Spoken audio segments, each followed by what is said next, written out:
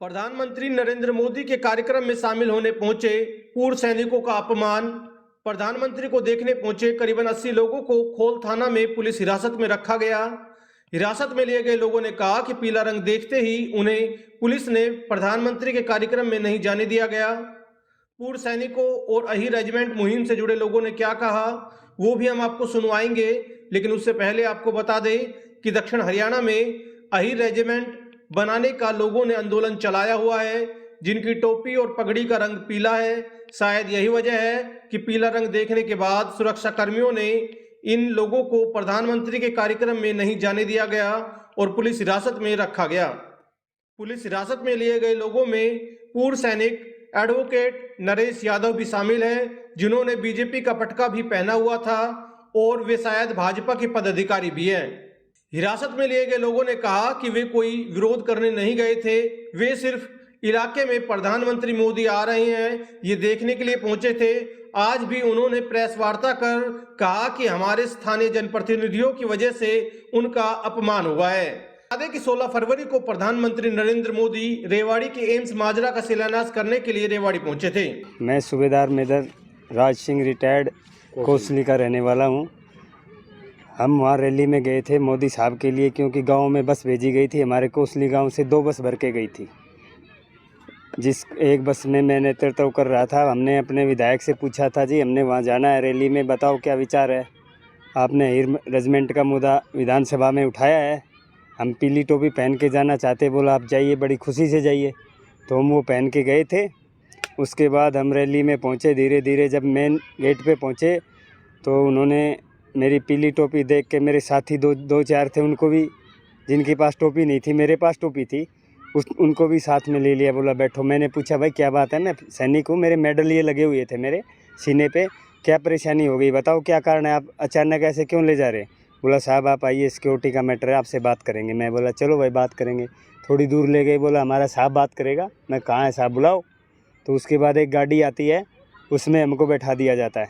जाके अंदर गया तो वो पूछते हैं भाई साहब आप कहाँ के रहने वाले हो। मैंने पूरा एड्रेस दिया। उन्होंने डायरी लगाई, कम से कम 70 के अबाउट हम वहाँ थे खोल थाने में। एक बुजुर्ग था खालेटा का साहब, बहुत बुजुर्ग था, उनको तो मालूम भी नहीं था भाई मेरे को क्यों लाया गया। मैं कहा बाबा आपका तो सफ़ेद साफा है, आप कैसे आगे। मैंने पूछा SI sub inspector Sandeep Yadav, साहब ये क्या बात हो रही है। बोला साहब आगे से हुक्म है। मैं कहा किसका हुक्म है। तो हमारे साथ एक एडवोकेट नरेश थे, उन्होंने एसपी से बात किया क्राइम से। बोला जी हमारे साथ अचानक ऐसे क्यों हो गया। मेरे पास तो पंक्ति का पास था, पहली पंक्ति का पास दिया हुआ था। लेकिन देखो मोदी जी ये राष्ट्र हित के लिए अच्छे कार्य कर रहे हैं, लेकिन हमारे अही रेजिमेंट की कैप को देख के पता नहीं क्यों इनको इतना दर्द हुआ कि भाई ये आवाज़ ना उठा दे कभी। गवर्नमेंट को भी ये था कि भाई कोई उठा सकता है, ऐसी बात नहीं है। वो आरोपी वाले भी थे जिनको जानते थे, सीआईडी ने हमारे फ़ोटो वगैरह लिए थे। जब हम गांव से चले तो फिर आगे मैं आया था जाहिदपुर, तो वहाँ भी सीआईडी वाला था, उसने फ़ोटो लिए थे। हो सकता है कैसे क्या हुआ, लेकिन ये बहुत ही घिनौनी हरकत है। ये सरकार के लिए शोभा नहीं देता। सरकार ये सोचती है क्या ऐसे लोग वोट दे देंगे हीरवाल क्षेत्र, ऐसा करना नहीं चाहिए था। इसके लिए मैं बहुत बहुत भर्त्सना करता हूँ। और जो मोदी जी का नाम बदनाम हुआ है उसके लिए ये हमारे लोकल नेता ही जिम्मेदार हैं। टोपी का हुआ है लेकिन उसमें कुछ त्रुटियां हैं, वो आरोपी वाली हमारी कमेटी ने उसको ज्ञापन दिया है। यहाँ एक रेवाड़ी में रैली हुई थी, शायद आपको पता भी होगा, उसमें हम पार्टिसिपेट किया था। कुछ त्रुटियां हैं, वो खामियां अब वो पूरी करवाने के लिए हमने सबमिट किया है। आपको बता दें कि कल एम्स का शिलान्यास किया प्रधानमंत्री जी ने। हम उस रैली के अंदर शरीक होने गए थे और माननीय प्रधानमंत्री जी ने जो हमारे इलाके के लिए जो सौगात लाए हैं उसका स्वागत करने गए थे। लेकिन जैसे ही हम उस रैली स्थल पर पहुंचते हैं, चेकिंग के दौरान बताया जाता है कि कोई भी पीले रंग का कपड़ा या कोई भी पीले रंग की चीज़ रैली स्थल पर अंदर नहीं जाएगी। आज तक हमने सुना था कि भाई काला हम नहीं लेके जा सकते या काली पैंट या कुछ भी पहना हुआ हम नहीं जा सकते, क्योंकि वो विरोध का प्रतीक है। लेकिन मुझे समझ नहीं आ रहा कि पीले रंग से ऐसी क्या एलर्जी हो गई कि पीले रंग को अंदर बैन किया गया। या तो जिसके पास भी कोई भी पीले रंग का कुछ भी था, या तो पगड़ी के अंदर पीला रंग था, या किसी के पास पीले रंग की टोपी थी, पीले रंग का कुर्ता किसी ने पहना हुआ था, उन सभी को या तो बाहर रोक दिया या फिर अगर किसी को अंदर भेजा गया तो बाद में विभाग द्वारा उनको वहाँ से डिटेन कर लिया गया और ले जाके थाने में बंद कर दिया गया।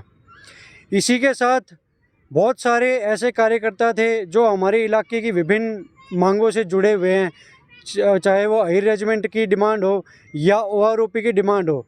तो जैसे भी जो भी इनसे रिलेटेड चेहरे थे उन सभी को ले जाके थाने के अंदर बंद कर दिया गया।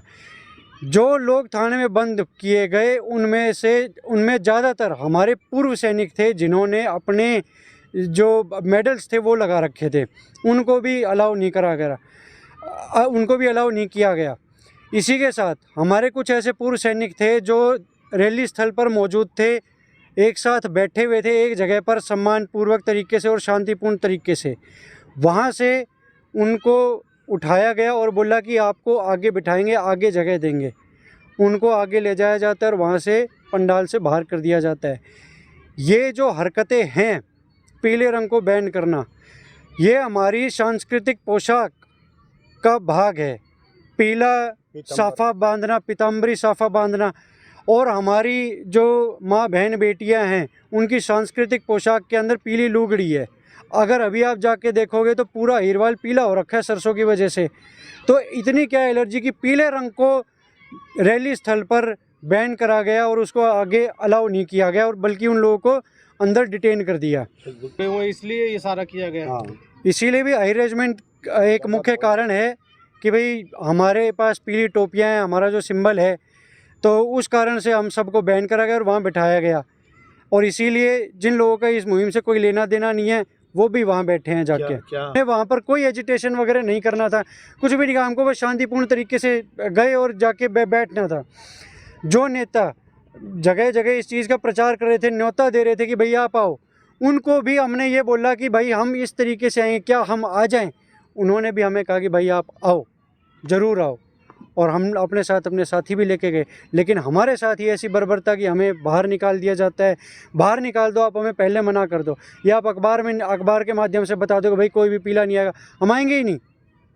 लेकिन ये ऐसी बेइज्जती कि भाई जो भी सांस्कृतिक पोशाक में आप अगर कल आप खोड़ थाने के अंदर अगर आप आते तो आप देखते कि सारे पगड़धारी वहाँ बैठे हुए थे, सारे पूर्व सैनिक वहाँ बैठे हुए थे, सभी के वहाँ बिल्ले लगे हुए थे।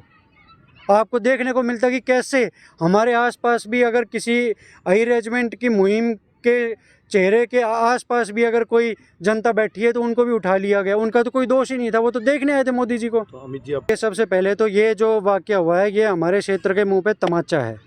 तो हम लोग अपनी इन सरकारों का, अपने इन सभी जो भी पार्टी इनका सबका हम बहिष्कार करते हैं। हम इनके लिए अब आगे वोट नहीं डालेंगे, हम अपनी वोट की चोट मारेंगे, क्योंकि वोट का टाइम आता है इन सबको अहिरवाल याद आता है। तो अब हम इनके लिए वोट नहीं डालेंगे, और हमारी जो अहिर रेजिमेंट की मांग है उसको अब हम और तीव्र गति से आगे बढ़ाएंगे। और हम तो कभी भी इनके नेताओं के उसमें नहीं है, हम तो हमेशा गांव ढाणियों में गए हैं, वहाँ पर प्रचार करा, आम आदमियों को जागरूक करा है। यही जो हमारे साथ हुआ है, जो क्षेत्र का जो अपमान हुआ है, वो हम जाके गांव ढाणियों में बताएंगे और लोगों को, सरकार को सबक सिखाने के लिए